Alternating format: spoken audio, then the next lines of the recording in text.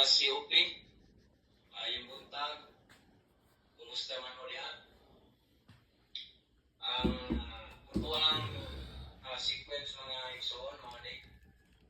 Opening prayer mo ito si Elmer Alpanta.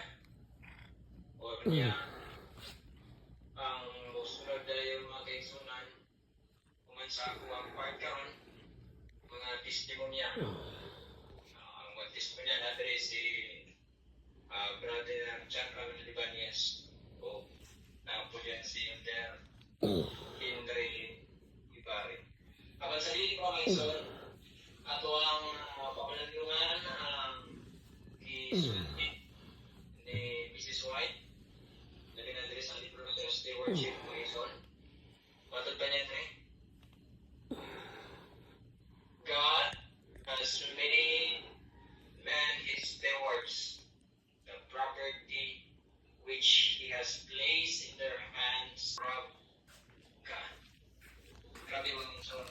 Papalandungan ang pagsulat ni Lenwan, nakikita yung mga kitsunan di pang tugyanan to sa Ginoo sa mga prakriti, mga palay mga iyas, tugyanan, but Ginoo na Dres, kami nag-its mga napi,